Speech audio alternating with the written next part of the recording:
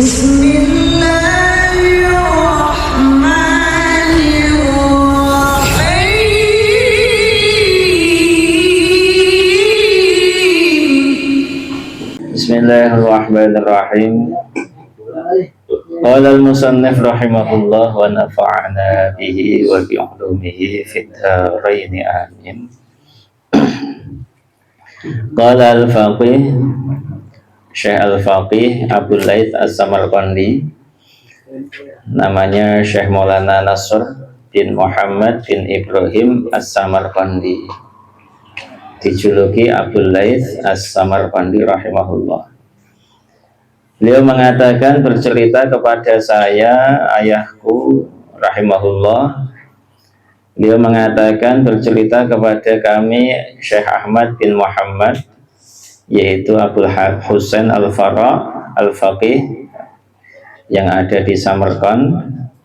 Beliau mengatakan, bercerita kepada kami Syekh Abu Bakar Ahmad bin Ishaq Al-Jurjani. Beliau juga mengatakan, cerita kepada kami Syekh Dawud bin Ibrahim. Beliau mengatakan cerita kepada kami Syekh Nuh bin Abi Maryam, meriwayatkan dari Syekh Muqatil dari Ibnu Hibban.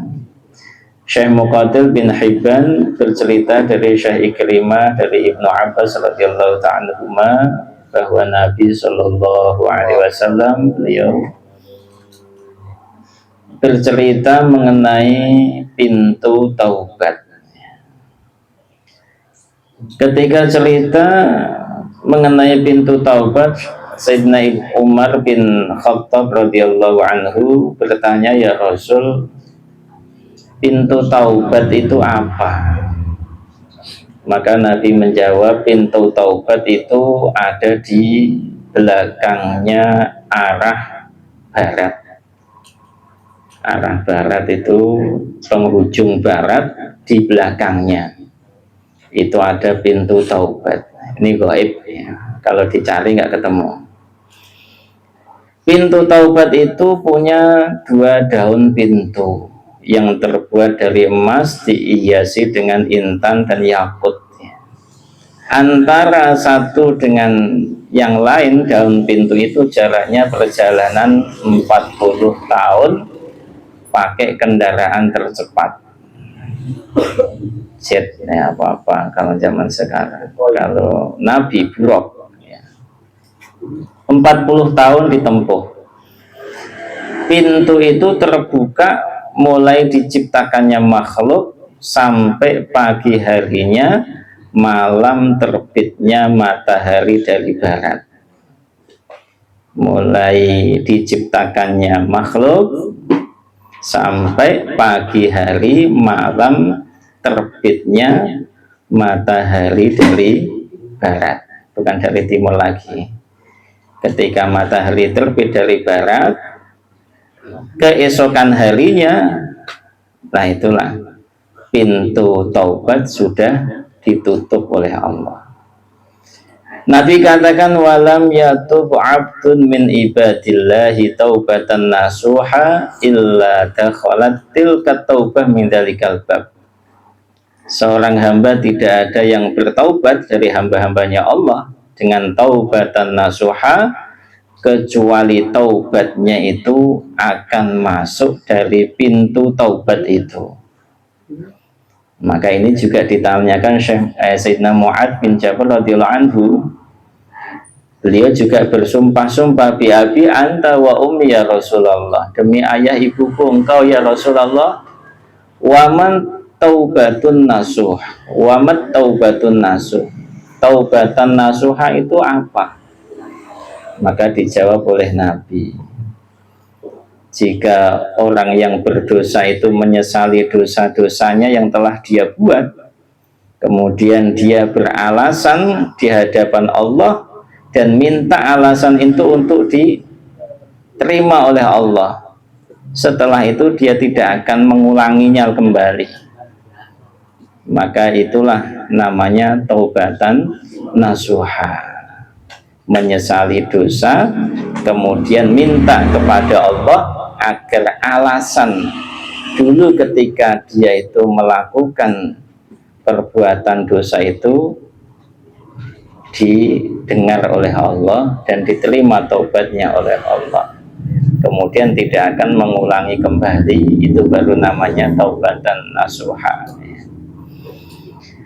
Setelah itu matahari akan terbenam, bulan juga akan terbenam di pintu itu, pintu taubat itu. Kemudian pintu dua itu akan ditutup oleh Allah, merapat seakan tidak pernah membuka. Bekasnya nutup itu nggak ada. Maka ketika itulah la tuqbalu minal abdi taubatun wala tanfa'uhu hasanah ya'maluha fil Islam illa man kana min qablu dzalika muhsina.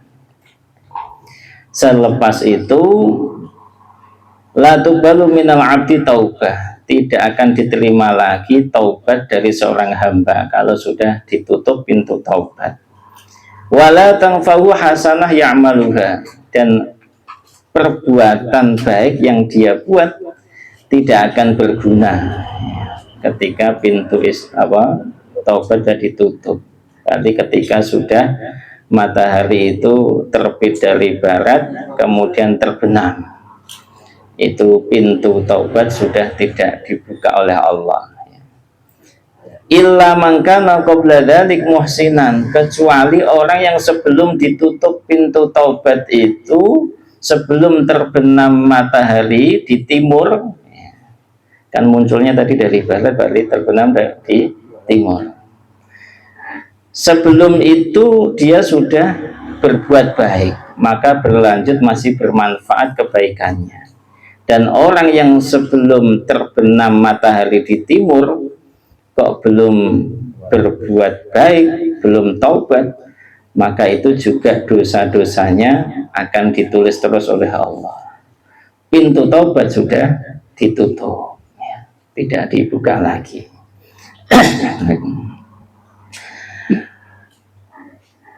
Wadzalika qauluhu ta'ala yauma ya'ti ba'du ayati rabbika la yanfa'u nafsan imanuha lam takun amanat min qablu aw kasabat fi imaniha khaira.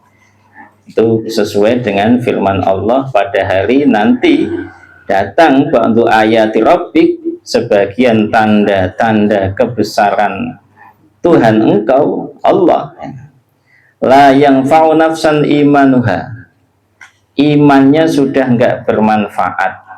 Kapan? Lam takun amanat min qablu, orang yang sebelum ditutup pintu taubat itu tidak segera bertaubat. Nah, itu enggak bermanfaat lagi imannya. Au kasabat fi imaniha khaira, atau dia berusaha fi imaniha khaira, dalam imannya itu dia berbuat baik, usaha berbuat baik. Tapi kapan? Setelah pintu taubat ditutup, maka itu juga dia tidak akan diterima amal baiknya. Maka selagi masih ada umur, sehat masih dikasih oleh Allah, maka kita segera bertaubat. Lah taubat dari apa? Wong nggak merasa berdosa. Coba kalau kita tanya nih Pak Mamat sehari tadi, kira-kira melakukan dosa apa? Apa coba? Satu aja. Iya kan, nggak merasa. Setiap orang kalau disuruh ngoreksi dosa apa ya tadi yang saya lakukan, nggak ketemu. Bisa jadi saking banyaknya dosa yang dibuat, bisa jadi karena memang kebaikan yang begitu banyak sehingga menutupi dosa yang dia lakukan. Terlambat, Pak. Nah, baru ketemu satu, ya kan? Seharian belum ketemu. Ya. Maka kalau kita seperti itu keadaannya, seakan tidak pernah melakukan perbuatan dosa hari ini, maka minimalnya kita meningkatkan ibadah kita. Ya. Itu bentuk taubat, meningkatkan ibadah, baca Qur'annya ditambah, sholatnya ditambah apanya? Kalau sudah setiap hari 1 juz, setiap hari juga sholat, tambah baik bacaannya, tambah bagus sholatnya. Pokoknya ada peningkatan amal ibadah. Itu dari antara bentuk taubat. Kan taubat itu kan dari baik menuju, dari enggak bagus, kurang bagus menuju yang lebih bagus. Itu namanya juga taubat. Juga ada riwayat bab taubah maftuh, pintu taubat itu terbuka dan akan diterima oleh Allah dari siapapun kecuali dari 3 orang atau 3 makhluk. Yang pertama iblis la'natullah alaih, yang menjadi pimpinannya orang-orang kafir, tidak akan diterima. Yang kedua dari Qabil bin Adam, ya putranya Nabi Adam yang dulu itu, ya. Itu juga menjadi pimpinannya orang-orang yang berdosa, taubatnya tidak akan diterima oleh Allah. Yang ketiga, orang yang pernah membunuh nabi dari para nabi, itu juga taubatnya tidak akan diterima oleh Allah. Maka kita berarti tidak masuk dari 3 ini. Kesempatan taubat dan taubat kita pasti akan diterima oleh Allah. Amin Allahumma amin. Nabi juga bercerita at-taubah mu'allaqah fil hawa.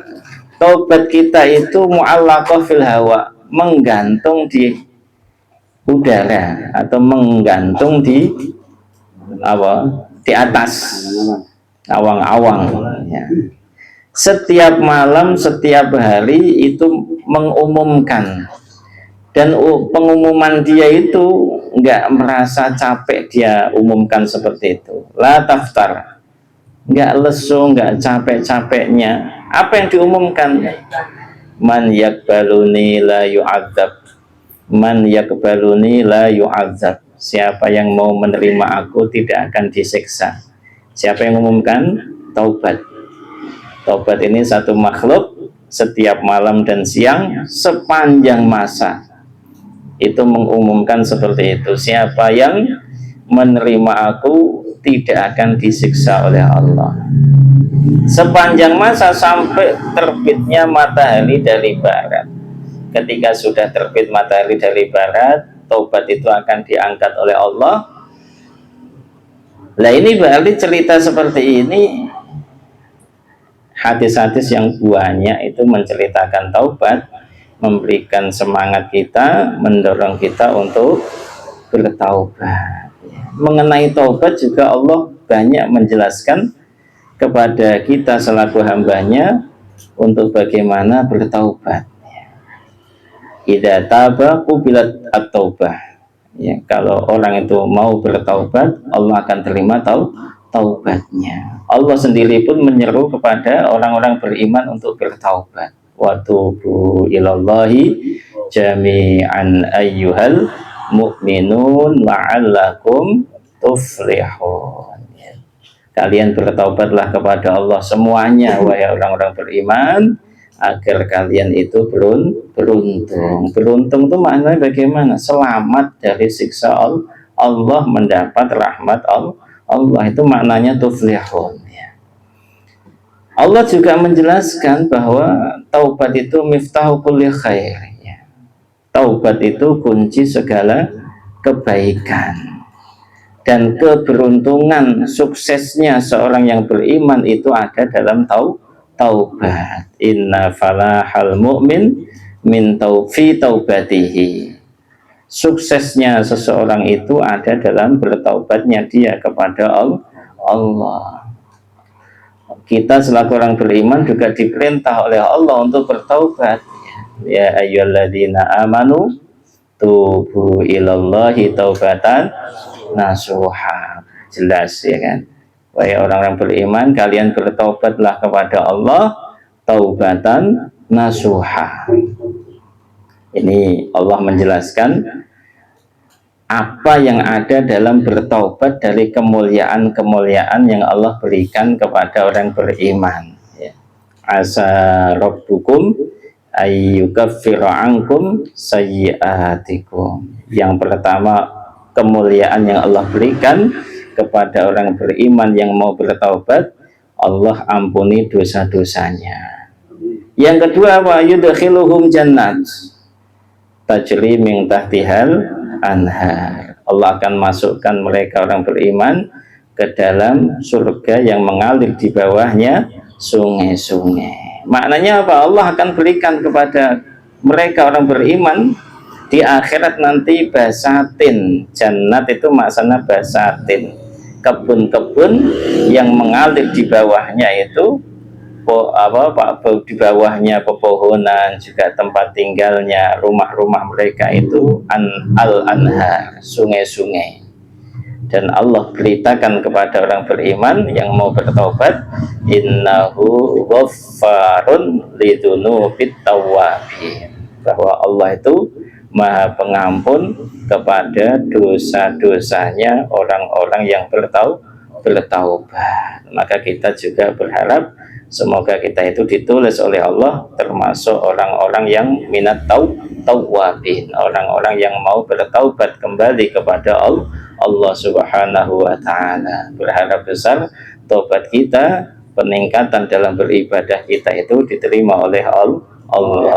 Amin Allahumma amin. Al-Fatihah.